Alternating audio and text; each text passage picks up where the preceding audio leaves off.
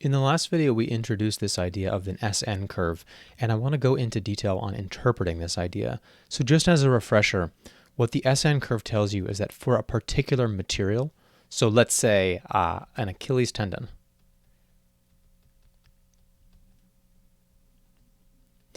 the number of loading cycles it can sustain before it breaks is this decreasing function of the stress it experiences. And again, that's stress in the mechanical sense of force divided by cross-sectional area.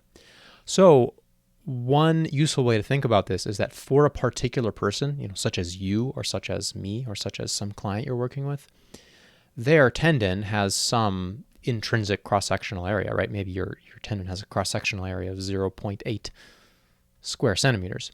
And that's not going to change, at least not over the short term. So you could, for a particular person, you could think of this as also just force, right? Because, or at least proportional to force, because it's just going to be force divided by some constant amount. So we can think about this as how much force is required to break a, say, in this case, tendon, after however many loading cycles. And we can think about different types of exercise or different types of incidents as being somewhere in this whole space of stresses or forces applied at some amount of loading cycles. So suppose you go to the weight room and you do some weightlifting routine that involves a total of 100 reps, each of which induces some amount of stress like this. So you're at this point right here. That's fine. That's not going to cause any damage, right? Because you're further down than, or in other words, you're further to the left of the threshold across which you would sustain injury. So you could think about any point out here, this is going to cause injury. Equivalently, you could maybe go for a walk. You take your 10,000 steps a day. And the loading in walking is pretty low, so maybe you're like here, right? So totally safe, no problem.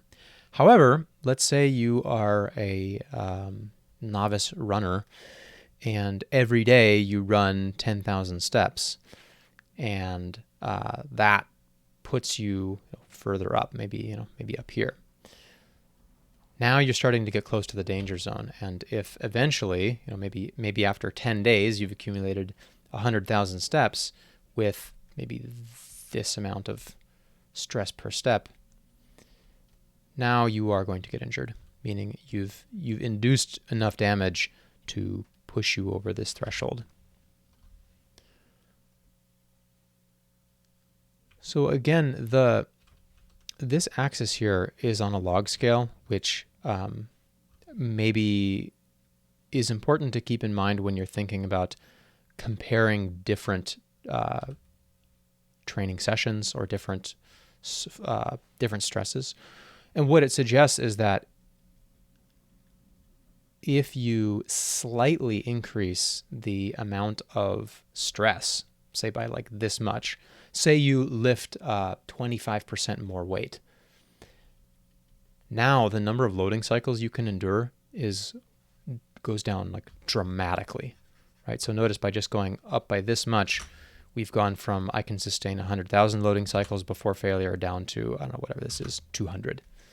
So you get these very, very dramatic exponential changes. And this also can work in your benefit in that if you can ever so slightly decrease the loading, meaning decrease the stress in, say, somebody's bone, you can dramatically increase the number of loading cycles they can sustain. So we talked last week about interventions to improve, or I think it was 2 weeks ago, interventions to improve bone health. We talked about you might increase the cross-sectional area of the bone, so the stress would go down a little bit.